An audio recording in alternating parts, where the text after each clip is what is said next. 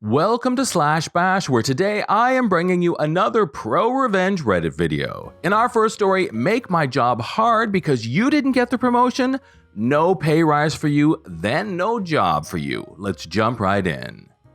I was offered a job role in mid-2019 in middle management at an aged care service. The general manager that hired me worked with me previously, and we both had similar vision and expectations. He helped me get a really good job with his reference, and he ended up moving to another organization as a general manager, which was well deserved. A year later, he called me up and he had a role for me and wanted me to come across to his agency. The team I ended up managing had a senior employee we will call Karen, a woman in her 40s, an actual Karen haircut, and large rectangle spectacles with the reddest lipstick that smelled like a department store fragrance section, who claimed to know everything and had been in the organization for 9 years. She was expecting to be given the role due to her seniority and was highly agitated once she found out that the general manager had brought in an ex-colleague to fill the role. Karen was toxic and didn't take well to not automatically getting the management role, but also to me putting in key performance indicators and having clear expectations around the work which didn't exist prior. Her attitude towards me was nothing but disgusting and provided myself with nothing but resentment from the moment I walked through the door. One of the first conversations I had with Karen that never left me was that she told me, "You don't deserve this role. You haven't earned it." That sat with me for a while and played with my self-confidence, as this was my first management position where I was managing a large team. Our team was mainly young and easily influenced. Karen had been whispering rubbish into their ears and manipulating them into thinking I was out to replace them by implementing unrealistic key performance indicators. They were actually super easy. She was also BFFs with the state manager, Sharon, which gave her a lot of protection. But luckily, our team didn't fall under the state manager's department reporting line. Sharon was known as being ruthless in her department, and everyone was too scared to oppose her. My revenge came through circumstance and a little through my own planning. I was enjoying the role, but have to admit that Karen made my job really difficult. Having an internal ball breaker in my team hurt morale, but also productivity. Karen didn't see the need for one-on-one catch-ups because apparently she knew more than me and it was a waste of her time. Everything I discussed was met with an excuse, rebuttal, or denial.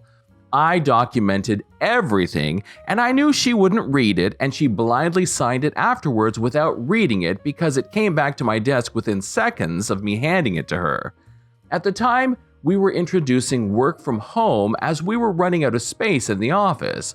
All she kept saying is she wanted to work from home because of time, public transport, and the fact she probably wanted to do nothing and have no accountability. She would be the last person I would want working from home, as she is always blaming the computer for being slow, the internet, her keyboard not working, her VPNs not connecting, her database not logging in. She would be a nightmare and absolutely take the piss. Most likely just smoke all day and think this is the life. I provided feedback in our one-on-one catch-ups along the lines of smoke breaks are to be taken during your morning break, lunch, and afternoon break, not every hour for 15 minutes. I also spoke to her about leaving early without notice and about her phone metrics around picking up the phone. We weren't a call center, but let's just say she had a 5% pickup rate and she would be getting around 40 calls a day. Answering phones was beneath her, and the team was starting to get really annoyed because she was always smoking, never answering the phones, and always being negative. My team, God bless them, started to see her for who she was. Historically, the company had previously given everyone exceeds expectations on their annual performance review to keep a happy culture, which would ultimately lead to a remuneration increase and employees having a false expectation of rewarding subpar performance. Because she had a 5% pickup rate on the phones, took more breaks than anyone else, did less work than anyone else, had a 50% attendance rate for team meetings, and also didn't listen, I gave her an unsatisfactory as an overall score which was the lowest. Karen missed out on her remuneration increase and was warned that she would be put on performance management if she didn't start showing improvement. I don't think Karen had ever been spoken to like that at work and actually given hard-hitting feedback. Karen was angry. Karen took me to HR claiming I was bullying, saying I gave her an unsatisfactory out of spite. I over-enthusiastically provided the 15-odd one-on-one documents that we had both signed discussing her poor habits around breaks, punctuality, and key performance indicators. Karen was told politely that this was not bullying but me managing and setting expectations for performance. This wasn't the last time she took me to HR, but I would say I had about 5 different discussions from HR regarding bullying of her. They were all her word versus mine, but that time I had proof and could refute her bullying claims. She read every one-on-one doc from that moment. A few days later, I was in the toilet washing my hands, but I could hear people out in the foyer waiting for the elevator. It was Karen and Sharon, the state manager. Karen was mocking and tearing me to shreds, and Sharon wasn't happy with the general manager at the time either. I remember Karen very clearly saying, "OP is the general manager's mutt," and they all laughed. Apparently, I did all the GM's dirty work, which I reflect on now and laugh, as all I was doing was setting expectations to which we were to work under. Karen from that day always referred to me as Muttley behind my back. She even changed my name in her phone as Muttley. My team were providing me feedback that they are getting sick of her bad-mouthing me, which I really appreciated as they had matured a lot and we were starting to build a strong culture aside from the ball breakers. The general manager called me into the office and advised me that my team, 15 full-time employees, would be working from home to free up desks as we were not essential to be in the office. This was before COVID. The only catch is that one team member had to remain in the office in case someone walked in off the streets and needed information or other unlikely scenarios where someone administrative or intake had to be there. My revenge. Like clockwork, Karen would always take cigarette breaks at around 10 and would be gone anywhere from 15 to 30 minutes and would always be late or miss meetings if they were scheduled in that time, as it was her time to have a break with Sharon, the state manager.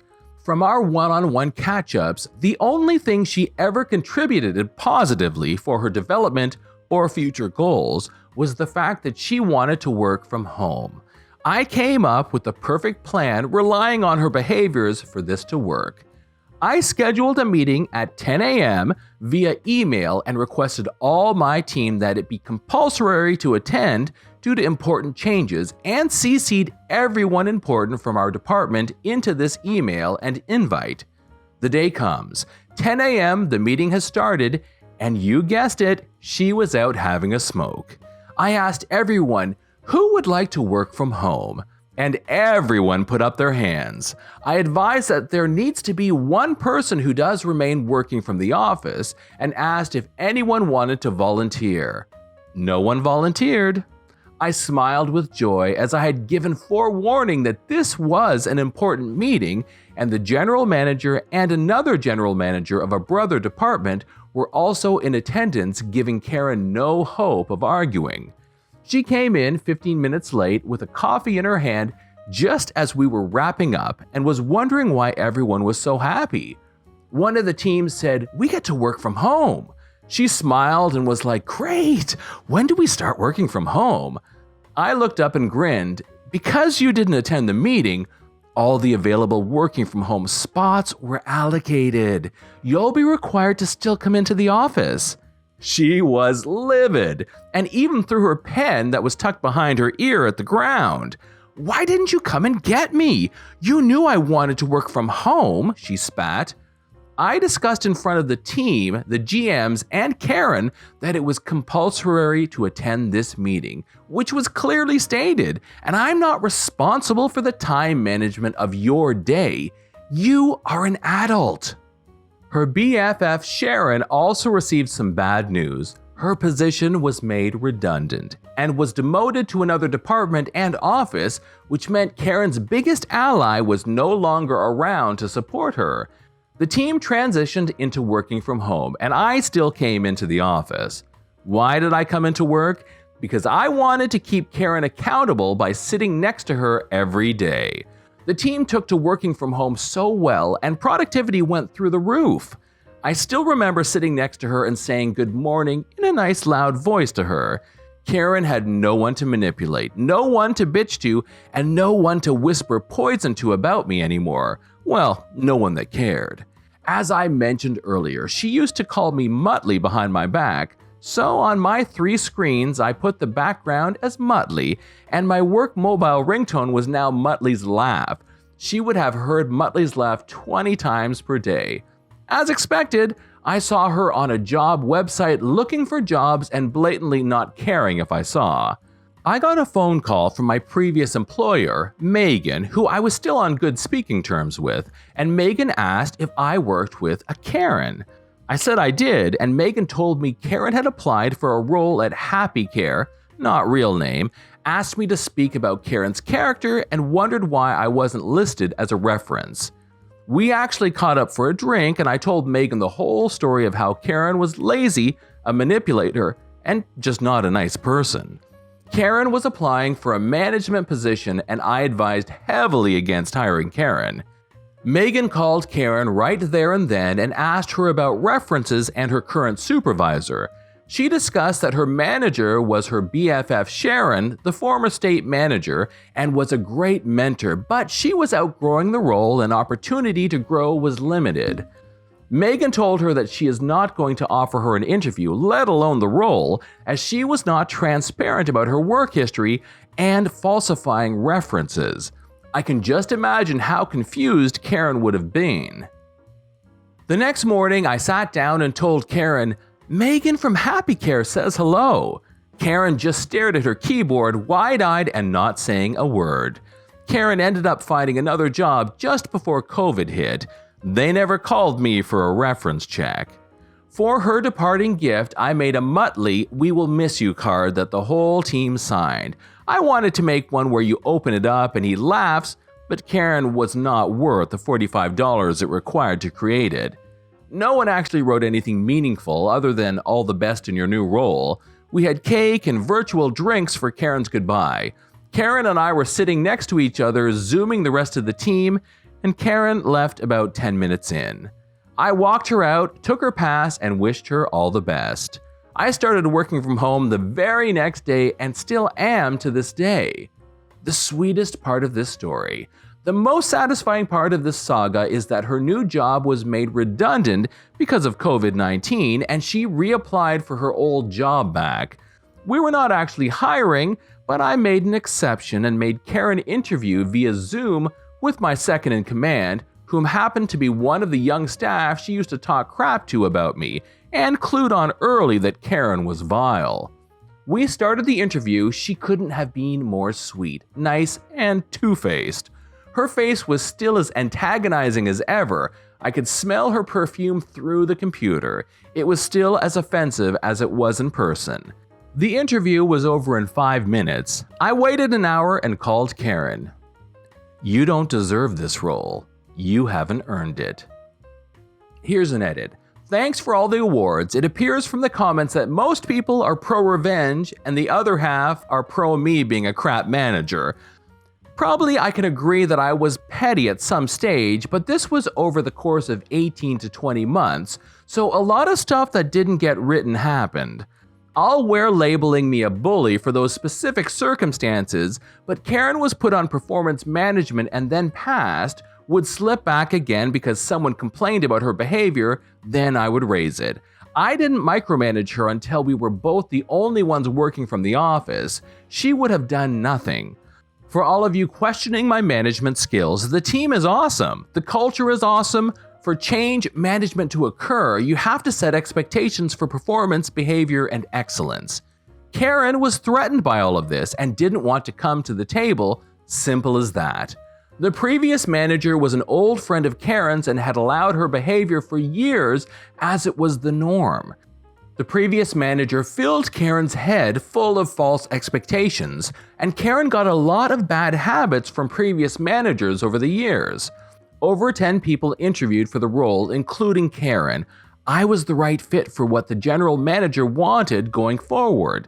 Karen expected it because she had been there the longest, and was not selected because her workplace behaviors had been identified long before I started working there. Our key performance indicators were based around customer service metrics, such as pickup rate, service rate, and handling time. We also had KPIs around meeting attendance, because we were a medium to large team and some of the roles require you to be out on the road. There were targets around attendance for team meetings. No one got 100% back then, but 50% or less was terrible. Keeping up to date with online training was another big one.